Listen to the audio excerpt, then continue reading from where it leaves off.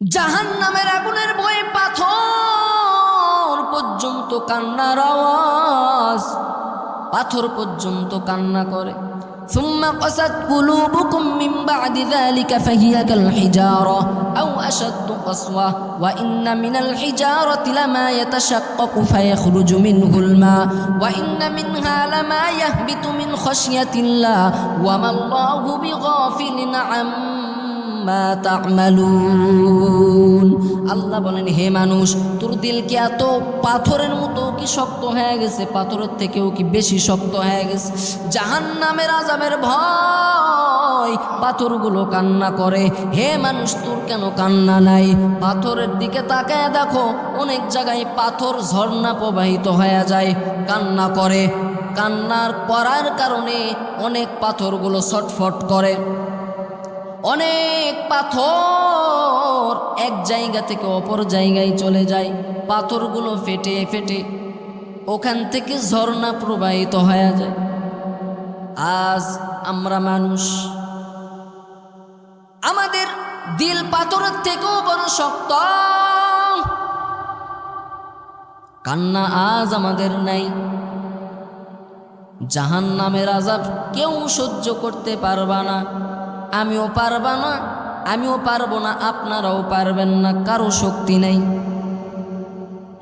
কবরের আযাব সহ্য করতে পারবা না। এই মরণ থেকে কেউ পালাইতে পারবে না। মরণ থেকে পালানোর কোনো সুযোগ নেই। আপনি দুনিয়াতে যতই বড় বাহাদুর হন না কেন, মরণ থেকে কেউ পালাইতে পারবে না। মরণ থেকে যদি পালাও, মরণ তোমায় নিবে ঘিরি। যদিও শুধু রাকাশ প্রাণে লুকাও, সেথাই লাগিয়ে সিঁড়ি। নদীপথে নৌকা চালাও ও মাঝি ভাই, বেলা ডুবার আগে আমি ওপার উঠতে চাই। ডুবে গেলে বেলা রে আর ওঠে না, ভেঙ্গে গেলে মেলা রে আর জমে না। চিন্তা করে দেখো না, কবরে কি যাইবা না। চিন্তা করে দেখো না, কবরে কি যাইবা না। যেই কবরে আল্লাহ সারা বন্ধু কেউ থাকিবে না। যেই কবরে আল্লাহ সারা বন্ধু কাউকে পাইবা না। চিন্তা করে দেখো না, কবরে কি যাইবা না। চিন্তা করে দেখো না, কবরে কি যাইবা না। এ দুনিয়ায় সবে পর, কবর যে তোর আসল ঘর। এ দুনিয়ায় সবে পর, কবর যে তোর আসল ঘর। কেমনে সেটাই থাকবি পরে, শুধুই মাটির বিছানা। কেমনে সেটাই থাকবি পরে, শুধুই মাটির বিছানা। চিন্তা করে দেখো না, কবরে কি যাইবা না। চিন্তা করে দেখো না, কবরে কি যাইবা না।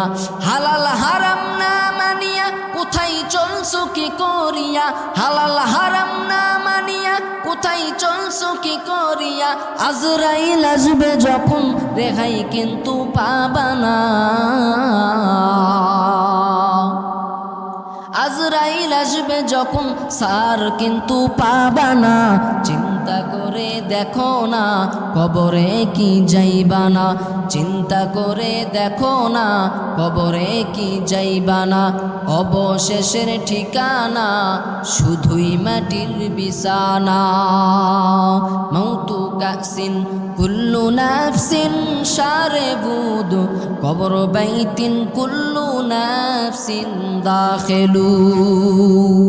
এর এলাকার মুসলমান, ও গাইবান্দার মুসলমান, ভালো করে শুনে নাও। ওই অন্ধকার কবরে কেউ আমার সঙ্গে যাবে না। যেই সন্তানকে আমি এত মহাব্বত করি, ওই সন্তান আমার কবরে যাবে না। যে স্ত্রীকে আমি এত মোহাব্বত করি, ওই স্ত্রী আমার সঙ্গে কবরে যাবে না। যেই মা বাবা আমাকে এত মোহাব্বত করি, ওই মা বাবা আমার অন্ধকার কবরে যাবে। ওই অন্ধকার কবরে একা একা থাকতে হবে। অন্ধকার কবরে আমার সঙ্গে কেউ থাকবে, কোনো আলো নাই, কোনো বাতি নাই। এক জাররা গুনাহ নিয়ে যদি ওই কবরে যাও, দুই পার্শ্ব থেকে মাটির চাপ, পাঁজরের হাড়গুলো চুরমার হয়ে যাবে। একটা নয়, দুটো নয়, 70 থেকে 99টা সাপ কবর এসে ভরে যায়। একটা সাপ সবল মারবে, 70 গজ মাটির নিচে ঢুকিয়া যাবে। আবার টেনে বের করা হবে, আবার ঢুকানো হবে, আবার টেনে বের করা হবে। কিয়ামত পর্যন্ত শুধু কষ্ট আর কষ্ট, শুধু কবরের আযাবই শেষ নয়। ওই হাসরের ময়দানে আল্লাহ তাআলার আদালতে যখন হাজির হতে হবে, সমস্ত মানুষ, নারী আর পুরুষ, সবগুলো অলঙ্গ, সবাই কান্নার আওয়াজ।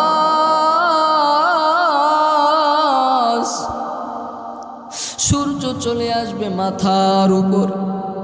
এরে বাবা, দুনিয়াতে দিনের বেলা সূর্য আছে, রাতের বেলা নাই।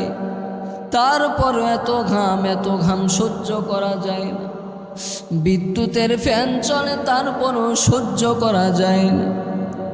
ওই হাসরের ময়দানে সূর্য মাথার উপরে চলে আসবে। দুনিয়াতে সূর্য বিজ্ঞানীরা থিওরি করে বলেন 9,30,00,000 মাইল উপরে আছে সূর্য। সূর্যের 12টা মুখ, তার ভিতরে একটা মুখ দ্বারা দুনিয়াতে তাপমাত্রা ছাড়িয়ে দেয়। তারপরও তাপমাত্রা বেশি হওয়ার কারণে রহমতের নবী হাদিসে বলেন, দৈনন্দিন ফেরেশতারা পানি ঢালতে থাকে আল্লাহর অর্ডারে তাপমাত্রা কমানোর জন্য। ওই হাসরের ময়দানে সূর্য মাথার উপরে চলে আসবে। সূর্যকে অর্ডার করবে, রে সূর্য, তোর যত তাপ আছে সব তাপগুলো জমিনে ছেড়ে দাও।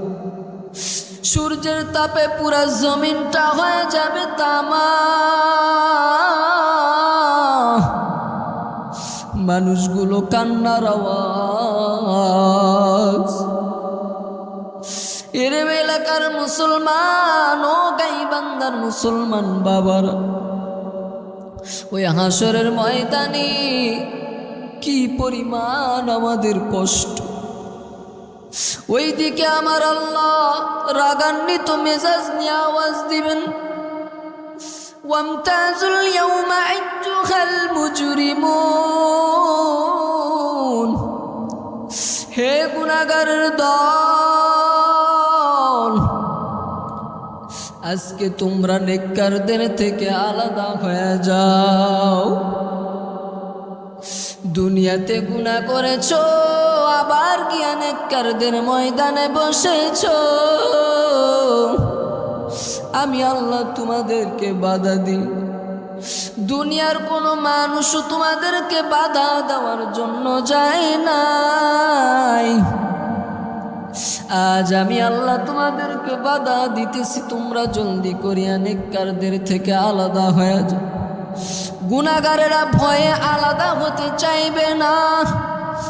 আল্লাহ রাগান্বিত মেজাজ দিয়া কুদরতি হাতে এত জোরে একটা পাঁচুনি দিবে, এক পাঁচুনিতে সব গুনাহগারগুলো জাহান্নামের দরওয়াজায় ধানের চিটার মতো উড়িয়া উড়িয়া পড়বে। ওইদিকে আমার আল্লাহ আবার আওয়াজ দিবেন, লিমানিল মুলকুল ইয়াউম,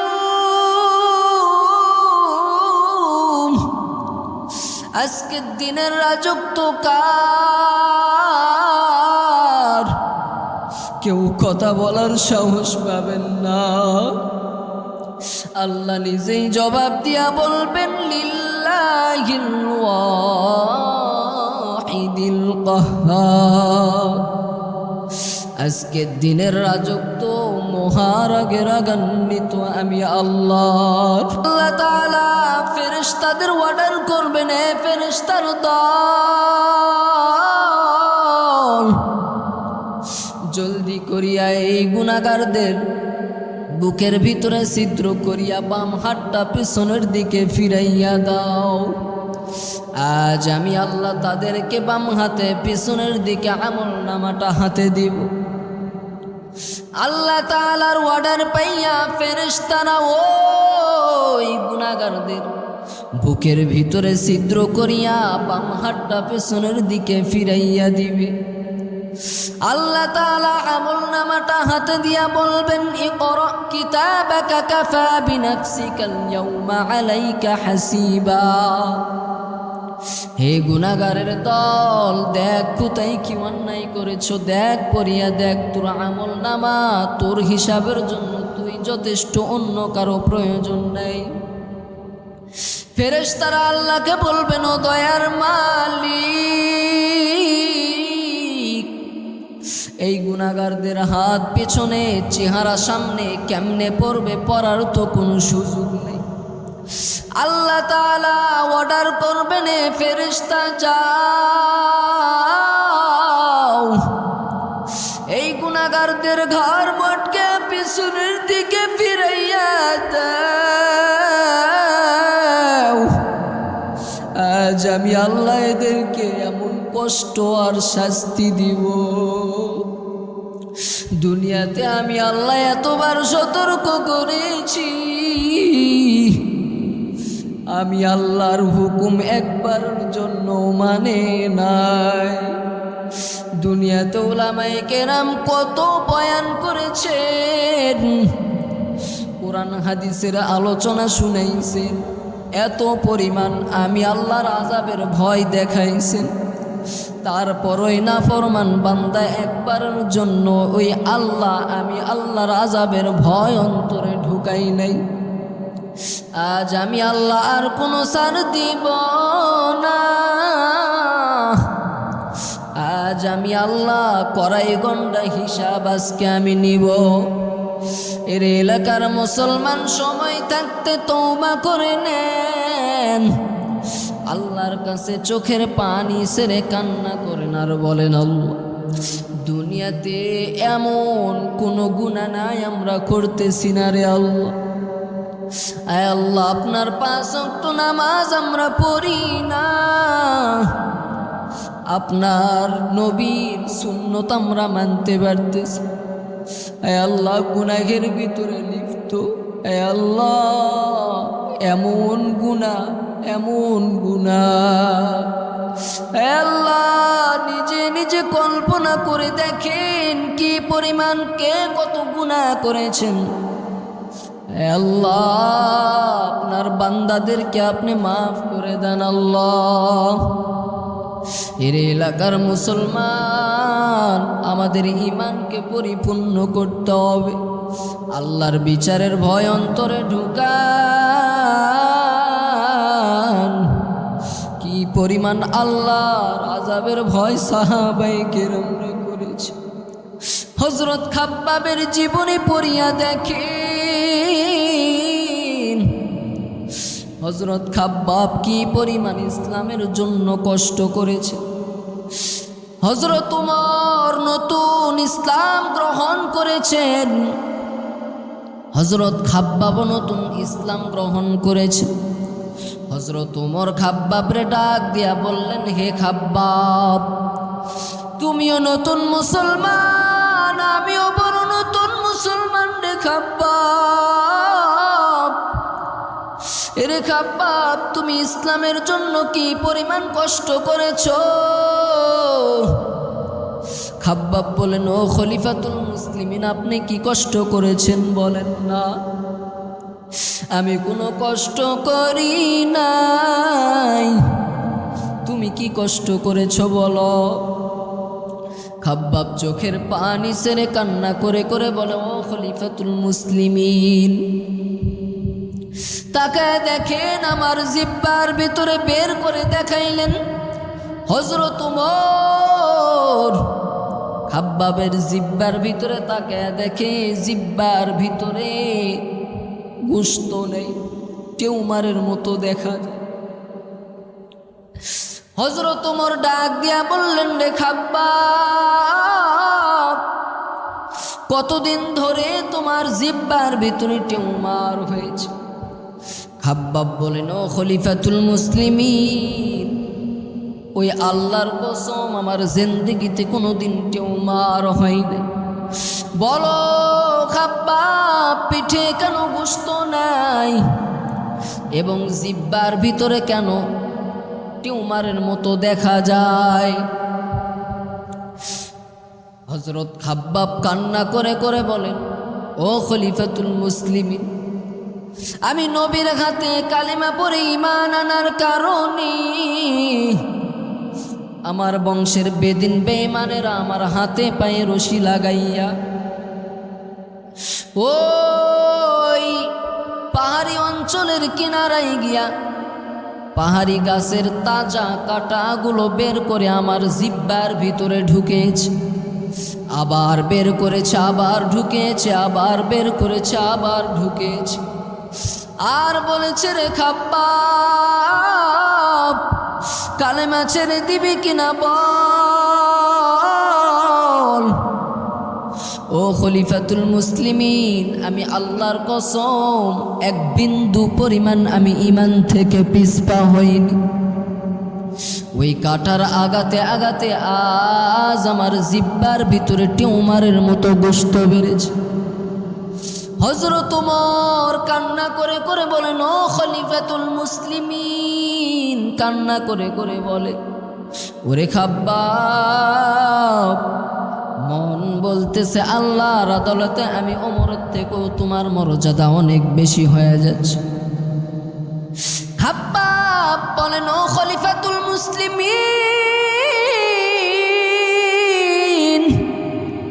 শুধু এখানেই শেষ না। পিঠের জামা উঠে দেখাইলেন, তাকে দেখেন আমার পিঠের হালত। হযরত ওমর খাব্বাবের পিঠের দিকে তাকে দেখে খাব্বাবের পিঠে কোনো গোশত নেই, হাড্ডির ভেতরে কালো কালো দাগ দেখা যায়। খলিফাতুল মুসলিমিন হযরত ওমর খাব্বাবরে ডাক দিয়া বলেন, এ খাব্বাব, বলো কতদিন তুমি কুষ্ঠরোগে বিছানায় পড়েছি? খাব্বাব বলেন, ও খলিফাতুল মুসলিমিন, ওই আল্লাহর নামের শপথ,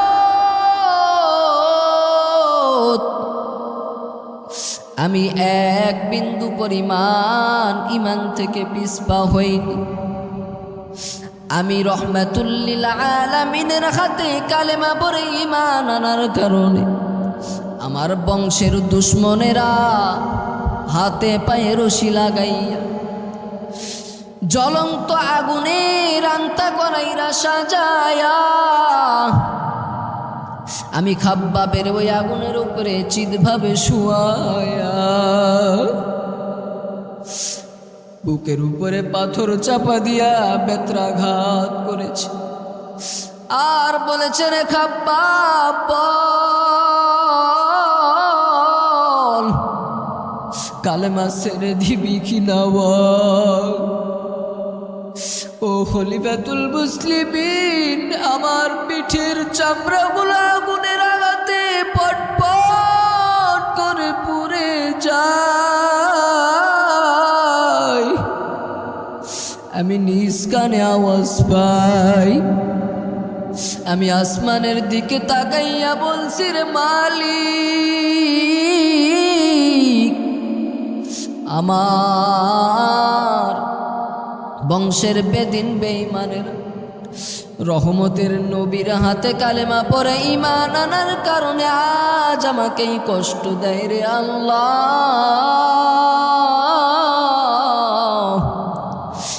আর যদি কষ্ট থাকে দাও, মেনে নিতে রাজি আছি রে আল্লাহ।